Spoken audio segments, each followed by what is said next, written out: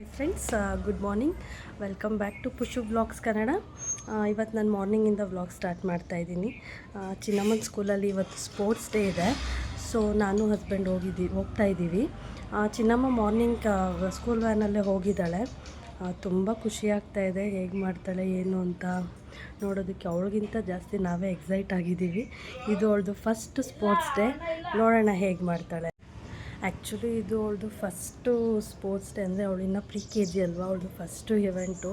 ತುಂಬ ಎಕ್ಸೈಟ್ ಆಗಿದ್ದೀವಿ ನಾವು. ಪೇರೆಂಟ್ಸ್ಗೆ ಅದೇ ಒಂದು ಪ್ರೌಡ್ ಫೀಲಿಂಗ್ ಅಲ್ವಾ.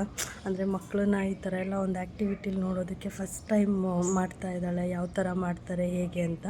ಸೊ ನಮಗೂ ಕೂಡ ಅಷ್ಟೇ ಎಕ್ಸೈಟ್ಮೆಂಟ್ ಇದೆ. ಬಟ್ ಅವಳಿಗೆ ಯಾವುದೇ ರೀತಿ ಐಡಿಯಾ ಇಲ್ಲ, ಏನು ಸ್ಪೋರ್ಟ್ಸ್ ಡೇ ಅಂದರೆ ಏನು ಎತ್ತ ಏನೂ ಇಲ್ಲ. ಮ್ಯಾಮು ರನ್ ಮಾಡೋದಕ್ಕೆ ಹೇಳಿದ್ದಾರೆ, ರನ್ ಮಾಡ್ತೀನಮ್ಮ ಅಂತ ಈ ಥರ ಮಾತಾಡ್ತಿದ್ದಾಳೆ. ಬಟ್ ನಮಗೆ ಗೊತ್ತಿದೆ ಅಲ್ಲ ಅದೆಲ್ಲ. ಸೊ ಹಾಗಾಗಿ ನಾವು ತುಂಬ ಎಕ್ಸೈಟ್ ಆಗಿದ್ದೀವಿ.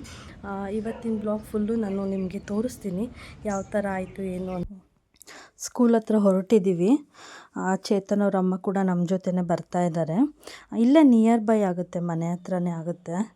ಬಂದ್ವಿ ಇವಾಗ ಸ್ಕೂಲ್ ಹತ್ರ. ಅವಳಿಗೆ ಗೊತ್ತಿಲ್ಲ ಆ್ಯಕ್ಚುಲಿ ನಾವು ಬರ್ತೀವಿ ಅಂತ. ನೋಡಬೇಕು ನಮ್ಮನ್ನು ನೋಡಿ ಹೇಗೆ ರಿಯಾಕ್ಟ್ ಮಾಡ್ತಾಳೆ ಅಂತ.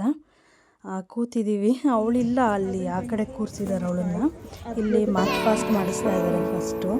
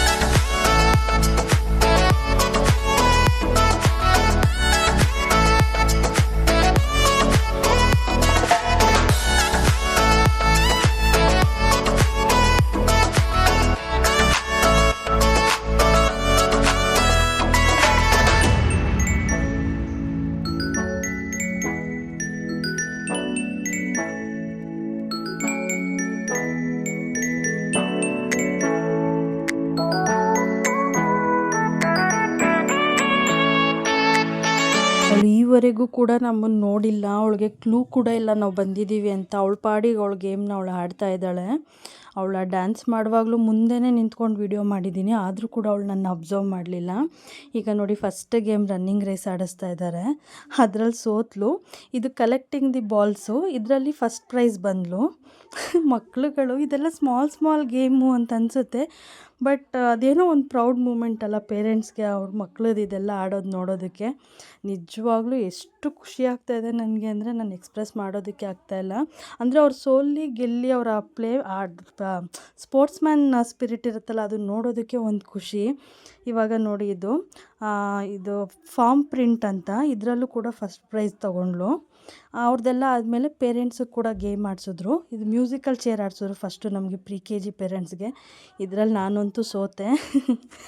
ಮತ್ತು LKG ಅವ್ರಿಗೆ ಬೇರೆ, UKG ಅವ್ರಿಗೆ ಬೇರೆ ಆಡಿಸಿದ್ರು. ಇಷ್ಟೊತ್ತಿಗೆ ಆಲ್ರೆಡಿ ಮಧ್ಯಾಹ್ನ ಆಗಿತ್ತು, 2:30 ಆಗಿತ್ತು.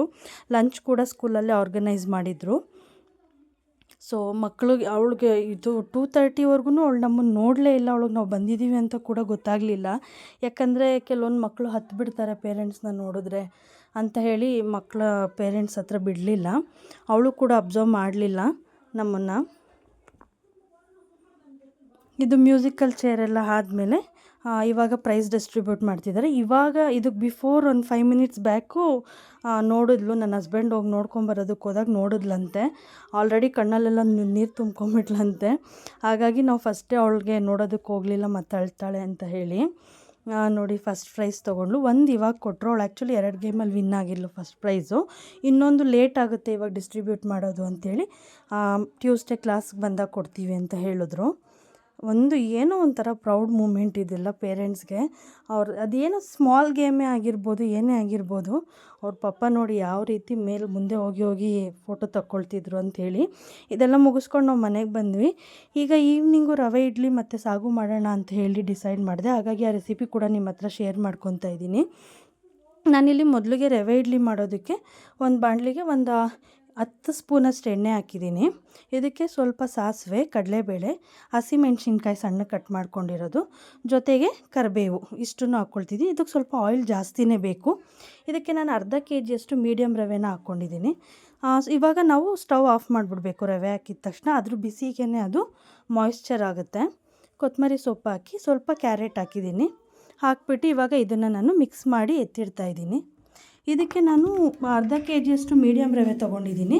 ಅರ್ಧ KG ಮೀಡಿಯಮ್ ರವೆಗೆ ನಾನು 1/4 ಲೀಟ್ರಷ್ಟು ಮೊಸರು ತೊಗೊಂಡಿದ್ದೀನಿ. ಉಪ್ಪು ಮತ್ತು 1 ಸ್ಪೂನಷ್ಟು ಉಪ್ಪು ಹಾಕಿದ್ದೀನಿ. ಅರ್ಧ ಸ್ಪೂನಷ್ಟು ಸೋಡಾ ಹಾಕಿದ್ದೀನಿ ನಾನು. ಈಗ ಫಸ್ಟು ಮೊಸರು ಹಾಕ್ಕೊಂಡು ಈ ಥರ ಗಟ್ಟಿಗೆ ಮಿಕ್ಸ್ ಮಾಡಿ ಇಟ್ಕೋಬೇಕು. ಈಗಲೇ ಇದನ್ನು ತೆಳ್ಳಗೆ ಮಾಡೋದಕ್ಕೆ ಹೋಗಬೇಡಿ. ಸ್ವಲ್ಪ ನೆನೆಯೋದಕ್ಕೆ ಇಡ್ತೀವಲ್ಲ, ಸಾಗು ಆಗೋವರೆಗೂ ಇದು ನೆನ್ಕೊಳ್ಳುತ್ತೆ.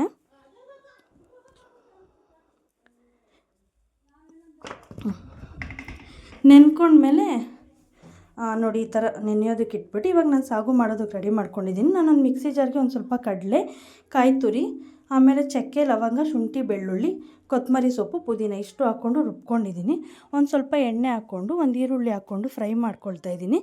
ಇದಕ್ಕೆ ಮನೆಯಲ್ಲೇ ಇರೋವಂಥ ತರಕಾರಿಗಳನ್ನೆಲ್ಲ ಹಾಕ್ಕೊಂಡಿದ್ದೀನಿ. ಅಂದರೆ ನಮ್ಮ ಮನೇಲಿ ಬೀನ್ಸ್ ಇತ್ತು, ಕ್ಯಾರೆಟ್ ಇತ್ತು, ಮತ್ತು ಗೆಡ್ಡೆಕೋಸು, ಆಲೂಗಡ್ಡೆ ಇತ್ತು. ಇಷ್ಟನ್ನು ನಾನು ಹಾಕ್ಕೊಂಡಿದ್ದೀನಿ.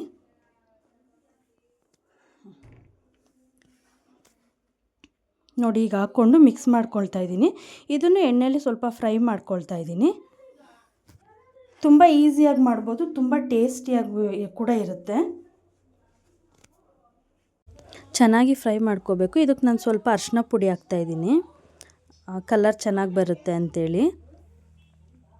ಅರಿಶಿನ ಪುಡಿ ಹಾಕಿದ್ಮೇಲೆ ಚೆನ್ನಾಗೆಲ್ಲ ಮಿಕ್ಸ್ ಮಾಡಿಕೊಂಡು ಒಂದು 5 to 10 ಮಿನಿಟ್ಸು ಒಂದು ಸ್ವಲ್ಪ ಈ ತರಕಾರಿಗೆ ಎಷ್ಟು ಬೇಕೋ ಅಷ್ಟು ಉಪ್ಪು ಹಾಕ್ಕೊಳ್ತಾ ಇದ್ದೀನಿ. ಈಗ ಅಷ್ಟು ಉಪ್ಪು ಹಾಕಿ ಇದನ್ನು ಸ್ವಲ್ಪ ತರಕಾರಿ ಬೇಯೋದಕ್ಕೆ, ನೀರೇನು ಹಾಕ್ದಂಗೆ ಹಾಗೆ ಎಣ್ಣೆಯಲ್ಲಿ ಫ್ರೈ ಆಗೋದಕ್ಕೆ ಬಿಡಬೇಕು. ನಾನೀಗ ಕ್ಲೋಸ್ ಮಾಡಿ ಇಡ್ತಾಯಿದ್ದೀನಿ. ನೋಡಿ ಇಷ್ಟು ಒಂದು ಸ್ವಲ್ಪ ಕಲರ್ ಚೇಂಜ್ ಆಗಿದೆ, ಗೊತ್ತಾಗ್ತಿದೆ ಅಲ್ವಾ ತರಕಾರಿ ಕಲರ್ ಚೇಂಜ್ ಆಗಿದೆ. ಇಷ್ಟು ಬೆಂದ ಮೇಲೆ ಇದಕ್ಕೆ ನಾವು ರುಬ್ಬಿಟ್ಕೊಂಡಿರ್ತೀವಲ್ಲ ಮಸಾಲಾನ, ಅದನ್ನು ಆ್ಯಡ್ ಮಾಡ್ಕೊಳ್ತಾ ಇದ್ದೀನಿ. ಅದು ಆ್ಯಡ್ ಮಾಡಿಕೊಂಡು ಸ್ವಲ್ಪ ನೀರು, ನಮಗೆ ಲಿಕ್ವಿಡ್ ಅಂದರೆ ಕನ್ಸಿಸ್ಟೆನ್ಸಿ ನೋಡಿಕೊಂಡು, ನಮಗೆ ತುಂಬ ಜಾಸ್ತಿ ಲಿಕ್ವಿಡ್ ಆಗಬೇಕು ಅಂದರೆ ಜಾಸ್ತಿ ನೀರು ಹಾಕ್ಕೊಳ್ಳಿ, ಇಲ್ಲ ಸ್ವಲ್ಪ ತಿಕ್ಕಾಗಬೇಕಂದ್ರೆ ಸ್ವಲ್ಪ ನೀರು ಹಾಕ್ಕೊಂಡು ನಮ್ಮ ಕನ್ಸಿಸ್ಟೆನ್ಸಿಗೆ ತಕ್ಕನಾಗಿ ನಾವು ನೀರು ಆ್ಯಡ್ ಮಾಡಿಕೊಂಡು ಮತ್ತೆ ಇದಕ್ಕೆ ಬೇಯೋದಕ್ಕೆ ಇಡಬೇಕು ತರಕಾರಿ. ಇವಾಗ ಈ ಮಸಾಲ ತರಕಾರಿಗೆ ಹಿಡಿಯೋಂಗೆ ಬಾಯ್ಲ್ ಆಗಬೇಕು ಫುಲ್ಲು ತರಕಾರಿ. ಇದಕ್ಕೆ ನಾನು ಜಾಸ್ತಿ ಇಲ್ಲ, 1 ಸ್ಪೂನಷ್ಟು ಸಾಂಬಾರು ಪುಡಿ, ನಾವೇನು ತರಕಾರಿ ಬೇಳೆ ಸಾಂಬಾರ್ಗೆ ಹಾಕ್ತೀವಲ್ಲ ಸಾಂಬಾರು ಪುಡಿ, ಅದನ್ನು ಹಾಕ್ಕೊಳ್ತಾ ಇದ್ದೀನಿ. ನೋಡಿ ಇವಾಗ ಇದನ್ನು ಮತ್ತೆ ಬೇಯೋದಕ್ಕೆ ಇಡ್ತಾಯಿದ್ದೀನಿ. ಈಗ ನಾನು ಏನು ಕಲಸಿಟ್ಕೊಂಡಿದ್ನಲ್ಲ ಹಿಟ್ಟು, ರವೆ, ಅದಕ್ಕೆ ನಾನು ಮತ್ತೆ ಸ್ವಲ್ಪ ನೀರು ಹಾಕ್ಕೊಂಡು ಈ ಥರ ಸ್ವಲ್ಪ ಲೈಟಾಗಿ ಫ್ಲೋಯಿ ಕನ್ಸಿಸ್ಟೆನ್ಸಿ ಬರಬೇಕು, ತುಂಬ ಬೇಡ, ಲೈಟಾಗಿ ನೀರು ಹಾಕ್ಕೊಂಡು ಇವಾಗ ನಾನು ಮಿಕ್ಸ್ ಮಾಡ್ಕೊಳ್ತಾ ಇದ್ದೀನಿ. ಮಿಕ್ಸ್ ಮಾಡಿಕೊಂಡು ಇದನ್ನು ನಾನಿವಾಗ ಇಡ್ಲಿ ಟ್ರೇಗೆ ಹಾಕ್ಕೊಳ್ತಾ ಇದ್ದೀನಿ. ನೋಡಿ, ಈ ರೀತಿ ಸ್ವಲ್ಪ ಲೈಟಾಗಿ ಫ್ಲೋಯಿ ಕನ್ಸಿಸ್ಟೆನ್ಸಿ ಇರಬೇಕು. ತುಂಬ ನಾವು ನಾರ್ಮಲ್ ಇಡ್ಲಿ ಮಾಡ್ತೀವಲ್ಲ ಅಷ್ಟು ತೆಳ್ಳಗೆ ಬೇಡ. ಇವಾಗ ಇದಕ್ಕೆ ನಾನು ಆಯಿಲ್ನ ಸ್ಪ್ರೆಡ್ ಮಾಡಿಕೊಂಡು ಇಡ್ಲಿ ಟ್ರೇಗಳಿಗೆಲ್ಲ ಆಯಿಲ್ ಸ್ಪ್ರೆಡ್ ಮಾಡಿಕೊಂಡ್ರೆ ಏನಂದರೆ ಈಸಿಯಾಗಿ ಬರುತ್ತೆ, ಇಡ್ಲಿ ಇಡ್ಕೊಳ್ಳಲ್ಲ ತಟ್ಟೆಗೆ. ಈ ಪೇಪರು ಕವರೆಲ್ಲ ಹಾಕ್ತಾರಲ್ಲ ಅದಕ್ಕಿಂತ ಇದು ತುಂಬ ಒಳ್ಳೆಯದು. ಇವಾಗ ನಾನು ಒಂದೊಂದೇ ಪ್ಲೇಟ್ಸ್ಗೆ ಇಡ್ಲಿ ಫಸ್ಟು ಒಂದು ಪ್ಲೇಟ್ಸ್ಗೆ ನಾನು ಹಾಗೆ ಬರೀ ರವೆ ಇಡ್ಲಿ ಪ್ಲೇನ್ ಹಾಗೆ ಹಾಕ್ಕೊಳ್ತಾ ಇದ್ದೀನಿ. ಇನ್ನೂ 2 ಪ್ಲೇಟ್ಸ್ಗೆ ಒಂದಕ್ಕೆ ಗೋಡಂಬಿ ಹಾಕ್ತಾಯಿದ್ದೀನಿ, ಇನ್ನೊಂದಕ್ಕೆ ಟೊಮೊಟೊ ಸ್ಲೈಸಸ್ ಹಾಕ್ತಾಯಿದ್ದೀನಿ.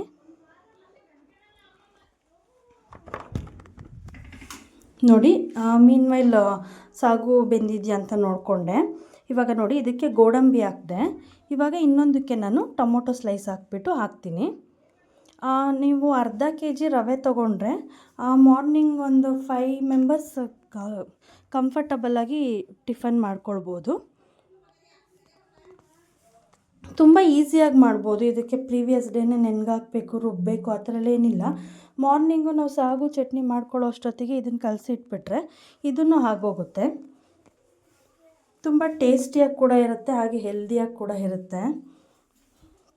ನೋಡಿ, ಇವಾಗ ಇಡ್ಲಿ ಪಾತ್ರೆಗೆ ಆಲ್ರೆಡಿ ನೀರು ಹಾಕಿ ನಾನು ಕುದಿಯೋದಕ್ಕೆ ಇಟ್ಟಿದ್ದೆ. ಇವಾಗ ಅದು ಏನು ಹಾಕಿದ್ನಲ್ಲ ಪ್ಲೇಟ್ಸ್ ಅದನ್ನು ಕೂಡ ಇದಕ್ಕೆ ಇಟ್ಬಿಟ್ಟು ಬೇಯಿಸ್ತಾ ಇದ್ದೀನಿ. ಈಗ ನೋಡಿ, ಇದು ಸ್ವಲ್ಪ ಬೇಯೋದಕ್ಕೆ ಅಂದರೆ ಟೈಮ್ ತೊಗೊಳುತ್ತೆ. ಅಂದರೆ ನಾರ್ಮಲ್ ಇಡ್ಲಿಗಿಂತ ಇದು ಒಂದು 5 ಮಿನಿಟ್ಸ್ 10 ಮಿನಿಟ್ಸ್ ಜಾಸ್ತಿ ಟೈಮ್ ತೊಗೊಳುತ್ತೆ ಅಷ್ಟೇ. ನೋಡಿ, ಈಗ ಇದಾಗಿದೆ. ಇದಕ್ಕೆ ನಾನು ಚಟ್ನಿ ರೆಡಿ ಮಾಡ್ಕೊತಾ ಇದ್ದೀನಿ. ಚಟ್ನಿಗೆ ನಾನು ಕರಿಬೇವು ಮತ್ತು ಕಾಯಿ, ಬೆಳ್ಳುಳ್ಳಿ, ಕಡಲೆ, ಕೊತ್ತಂಬರಿ ಸೊಪ್ಪು, ಉಪ್ಪು ಇಷ್ಟು ಹಾಕ್ಕೊಂಡು ಸಿಂಪಲಾಗಿ ಮಾಡ್ಕೊಳ್ತಾ ಇದ್ದೀನಿ ಚಟ್ನಿ.